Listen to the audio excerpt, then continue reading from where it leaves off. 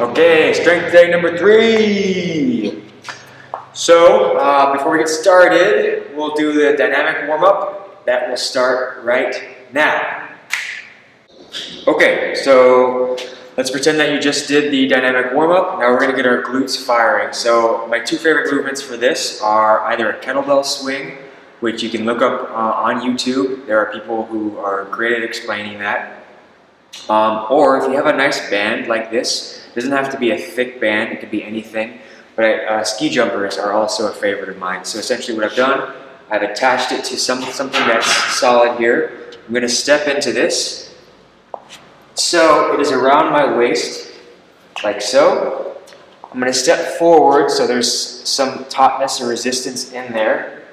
So have you ever seen those kind of Winter Olympic jumpers that jump off the skis and they do this deal? It's the same movement. We're focusing on squeezing those glutes, so both at the same time. So again, it's around my hips, kind of where those 2 pointy prominences in our pelvis are, and then stepping forward, wide stance. I'm hinging. Again, you can also look at that. We'll put that in the description how to do that correctly.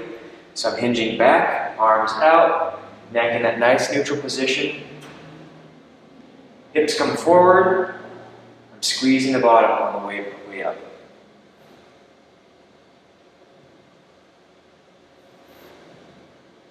This might look funny, but I promise if you do it enough, it'll burn. So again, with these, we can hit that 20-30 rep range. We're just trying to get those glutes firing at the right time, warmed up, lubricated, so to speak.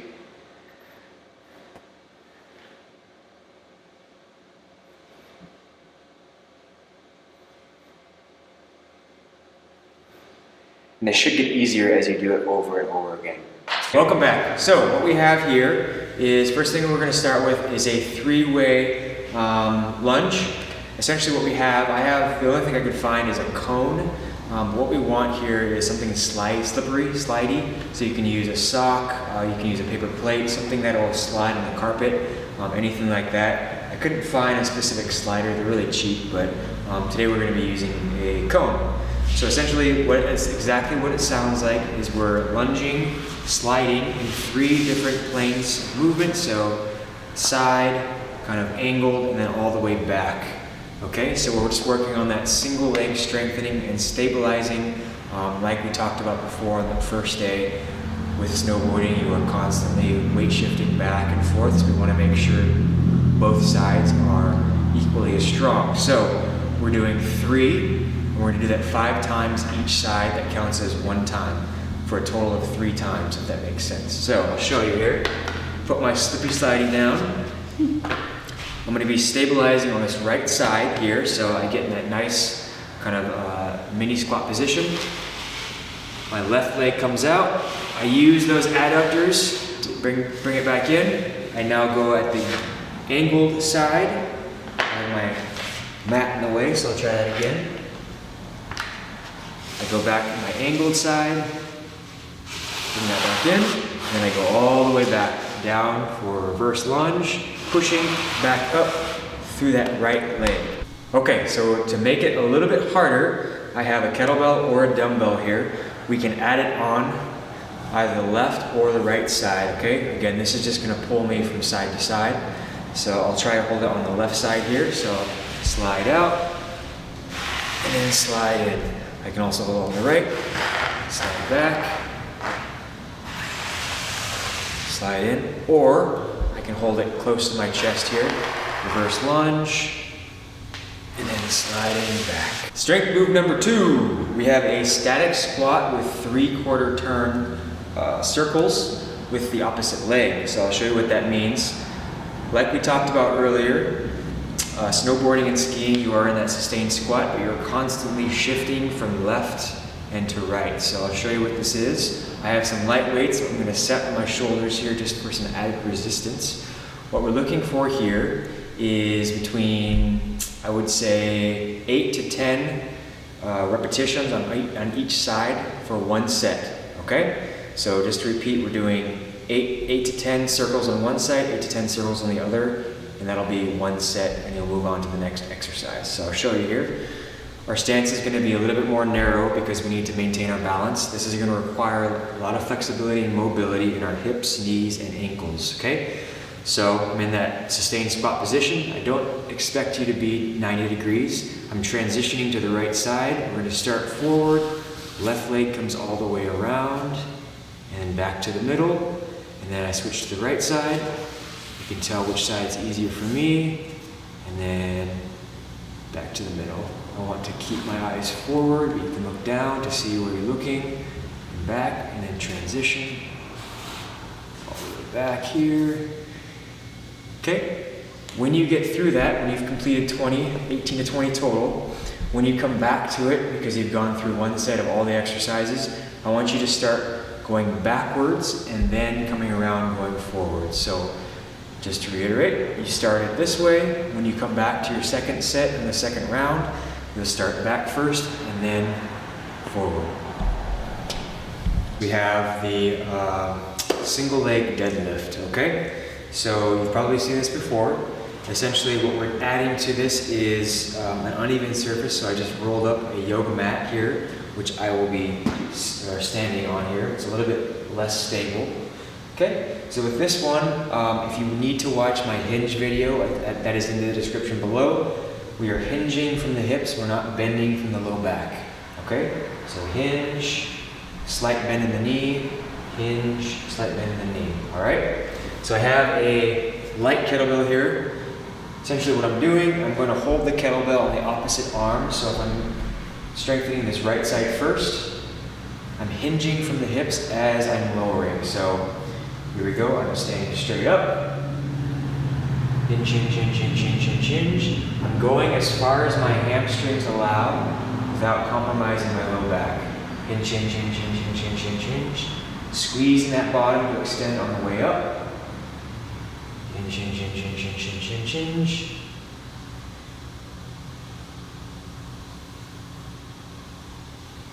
Okay, we're doing 12 to 15 on the right side, switching 12 to 15 on the left side. All right, and again, this is great for that single leg balance, single leg strengthening, and single leg stability, specifically for our hamstrings. Okay, actually this is the last move that we are doing for today. It's one of my favorites, you may have seen it before.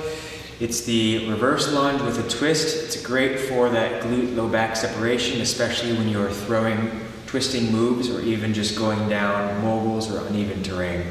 So you just need a broom, a mop, anything like that, a box you can put one foot upon. We're bringing our left foot forward first. Broom stays on top. I'm dropping straight down. A majority of my weight is being pushed through that back leg, okay? The front leg is primarily there for balance. I'm coming down, I'm twisting to the left, twisting to the right, and I'm pushing up, extending with my glutes again. Okay, let's try that again. All the way down, rotate to the left, rotate to the right, pushing primarily with this back leg. And remember, if you are uncomfortable with that rotation, don't overdo it. It just needs to be light left, light right.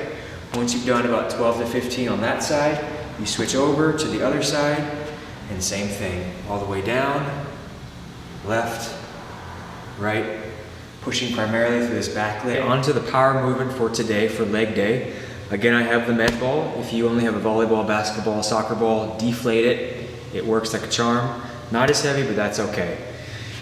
What we're doing today is we're going to be tossing the med ball up above me as high as you can go, creating that power and that force as I throw it up. As you catch it, landing in that squat position and throwing it back up as hard as you can go. Okay, we're doing 15 to 20 of these. This is a burner, so let me show you how it's done. So I'm coming down.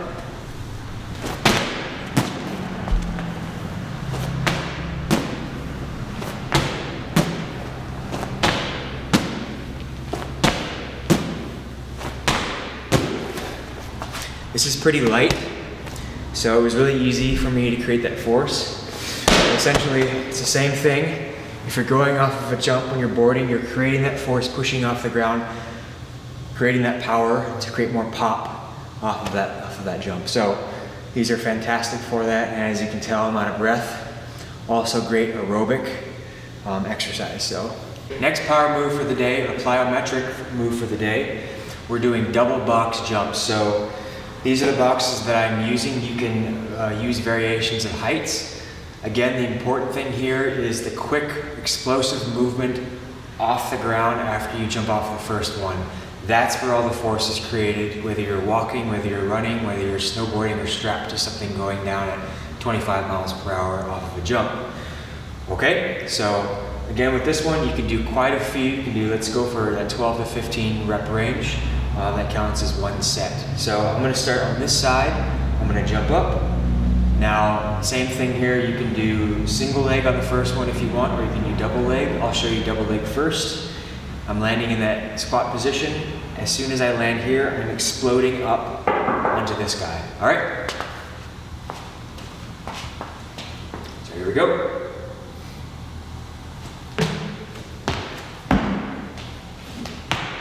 Okay, that's one. I can do single leg.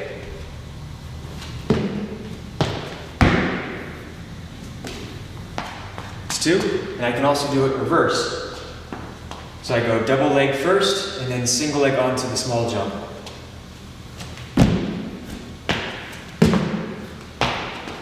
All right, two core strengthening exercises for today. We're gonna start with the plank, which you know how much I love. Again with this one is we wanna make it game ready. So if your average run is 60 seconds, 2 minutes, 3 minutes, 4 minutes, we wanna make sure you can sustain that for the entirety of that run.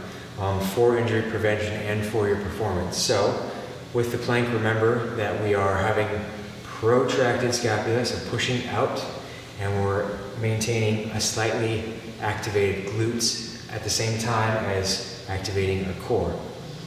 Okay, with this one, we're going to be coming onto our hands and then back onto our forearms. Pushing back onto our hands, back onto our forearms.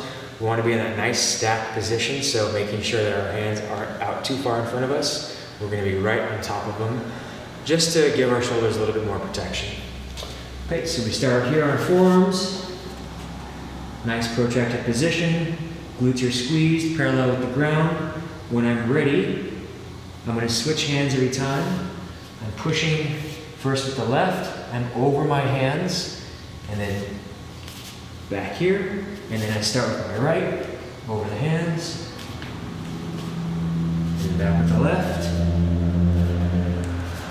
And back with the right. Okay.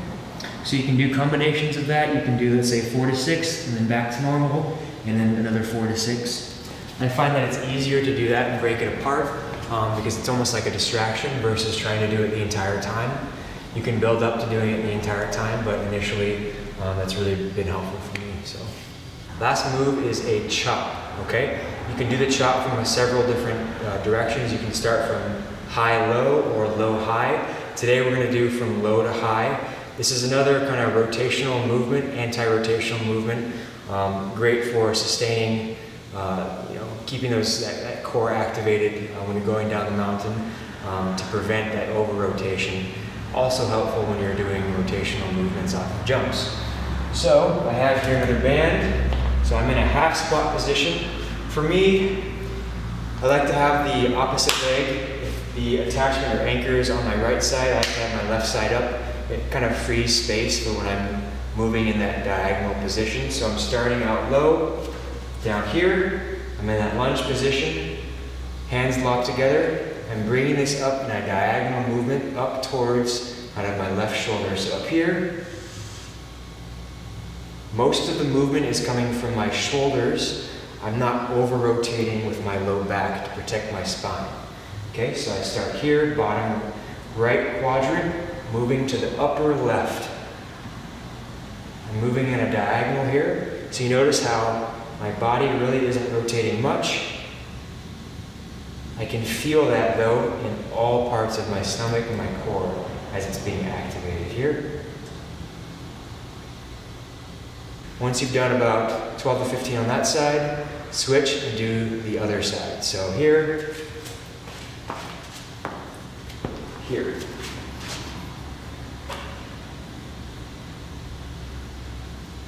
Okay?